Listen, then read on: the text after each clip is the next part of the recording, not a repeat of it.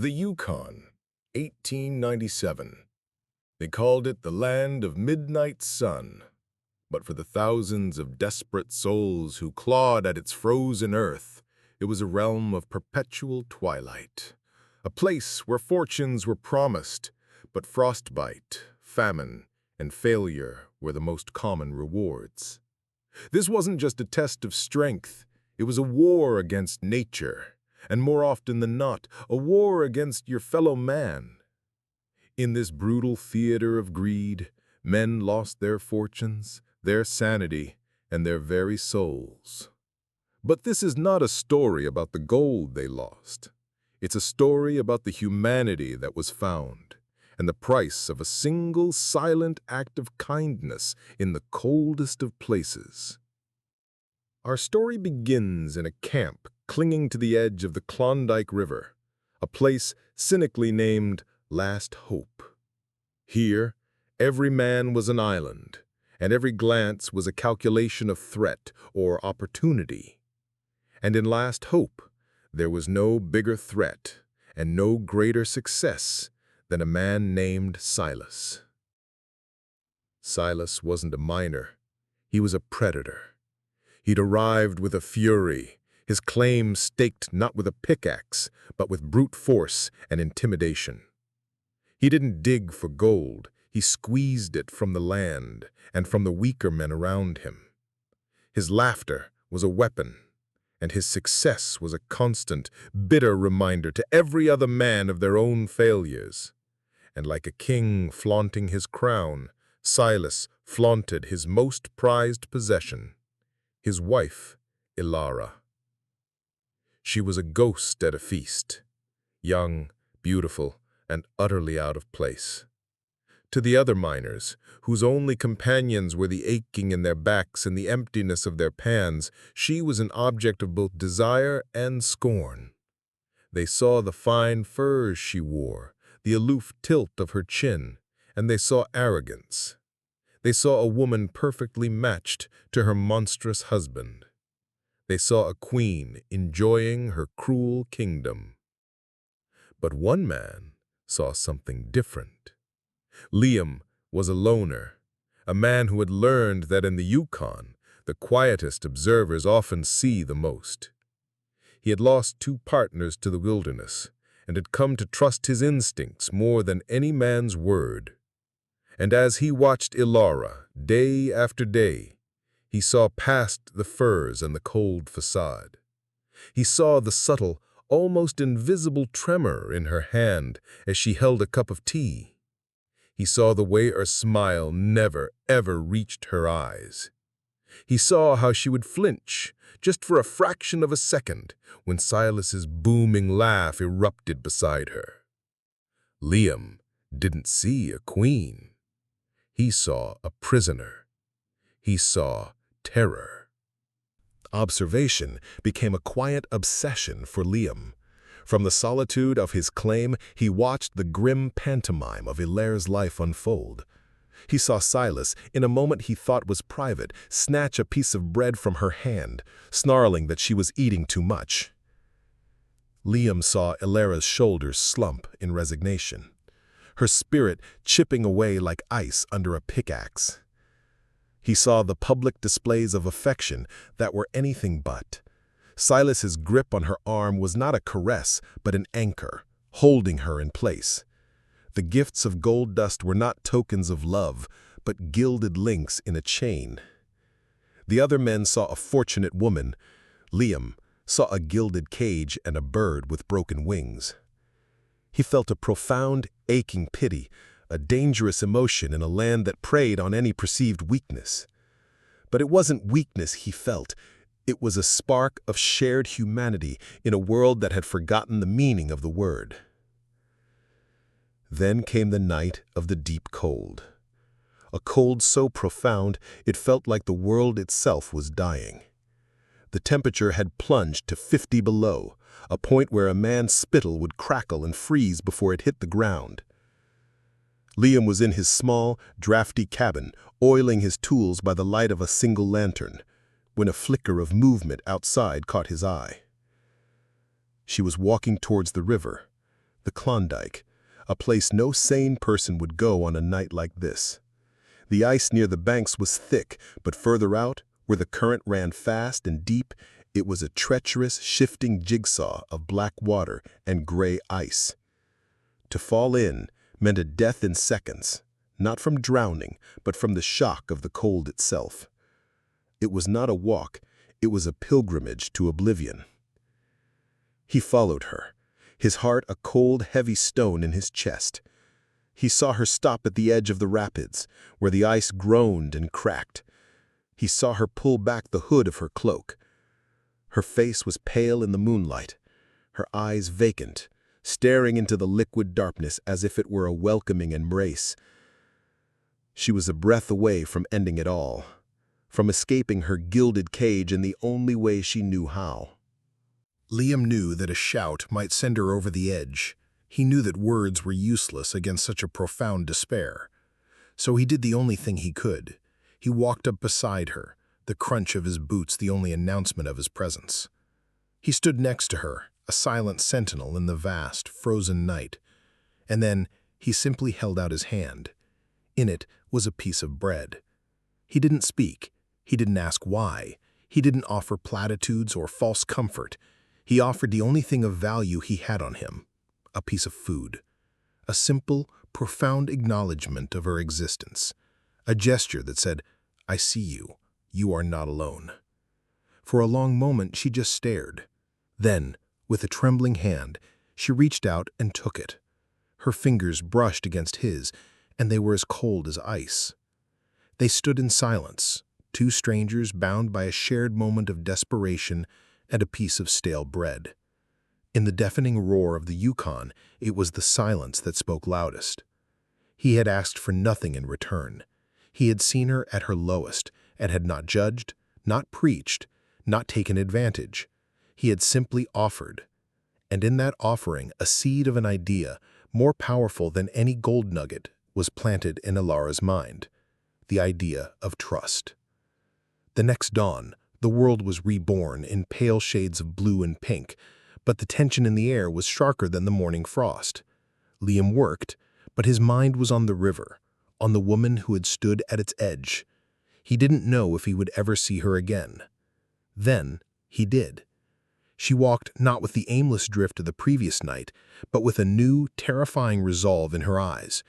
The prisoner was ready to start a riot. She didn't waste time with greetings.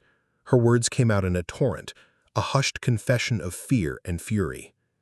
Silas knew. He knew Liam was close to a big strike.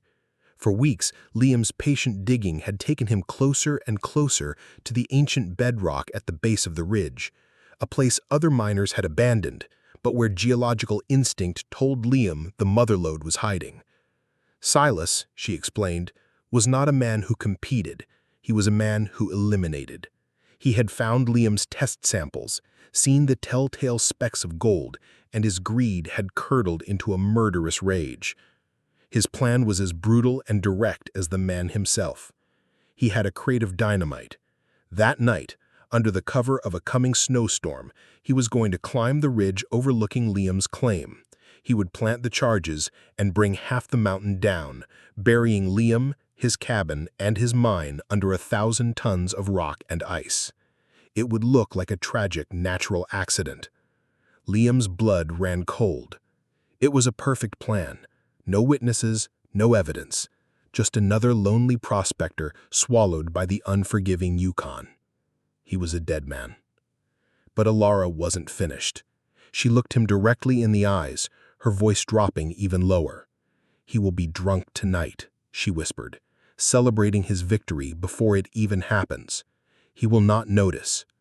I will take care of the dynamite." Gratitude had become a weapon. Survival had become a plot for revenge. Ilara's plan was as simple as it was audacious. It was a gamble for her life and for his. As the blizzard raged, turning last hope into a swirling vortex of white, Ilara began to move. Silas was unconscious, lost in a drunken stupor, his snores a grotesque soundtrack to his wife's betrayal. Every creak of the floorboards, every gust of wind against the cabin walls sounded like a death knell. With hands that trembled only slightly, she lifted the lid. Inside, nestled in sawdust, were the waxy, cylindrical sticks of death. For weeks, she had been secretly gathering heavy, smooth stones from the riverbed, hiding them under a loose floorboard. Now she retrieved them. One by one, the instruments of Liam's murder were replaced by the inert, silent weight of the river. It was a perfect, poetic justice. The dynamite that was meant to bury a man under a mountain would be replaced by the very stones he walked upon. After the first crate was done, she moved to the second, her movements becoming faster, more confident. Finally, with the swap complete, she carefully nailed the lids back down, using a piece of cloth to muffle the sound of the hammer blows. The stage was set. The trap was laid. Outside, the storm howled, ready to provide the perfect cover for a crime. But the victim and the perpetrator had been switched, and Silas, the predator, was about to walk blindly into a trap set by the very person he thought he owned. The blizzard was a white monster, swallowing sound and sight. From his vantage point, Liam could barely make out the lantern in Silas's hand, a lone, angry firefly in the storm. He watched as the giant of a man began his slow, arduous climb up the ridge, the crate of his own doom heavy on his shoulder. Liam's hand was slick with sweat on the cold steel of his rifle. He had trusted a woman he barely knew with his life. Now he would see if his faith was rewarded or if he would die in a torrent of ice and rock. High above, Silas worked with drunken glee, imagining the ground-shattering roar, the collapse of the mountain, the final, absolute erasure of his rival. He fumbled with the fuses, his fingers numb from the cold, his mind clouded by whiskey and hate. He lit them, the small flames sputtering to life in the gale. He scrambled back, seeking cover, a twisted, triumphant grin on his face. He waited for the blast that would make him king of Last Hope.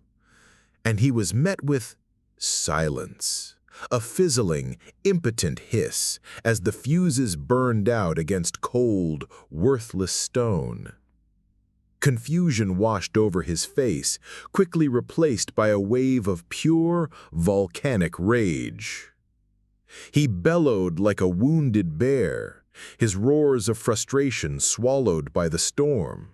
He kicked and stomped, his rage shaking the very ground beneath his feet. He didn't realize he was standing on a cornice, an unstable overhang of snow, packed dangerously by weeks of wind. He was creating the very thing he had failed to manufacture, an avalanche. The mountain answered his rage with its own, but it was not his intended target. In a moment of supreme, cosmic irony, the avalanche he triggered was 100 yards away from his original plan, and it was headed directly for his own claim. The very prize he was trying to protect was about to be obliterated. He could only watch in horror as a white tidal wave erased his cabin, his equipment, and his entire life's work from the face of the earth. When the thunder subsided, the world was white and still. Silas was stranded on the ridge, his fortune, his power, everything he had built through fear, now buried under a mountain of his own making. As Liam lowered his rifle, his heart still hammering, Ilara appeared at his side. She had a small bag over her shoulder. They didn't speak. They didn't need to. They looked at each other, then turned away from the destruction and walked off into the blizzard, leaving the ghosts of last hope behind.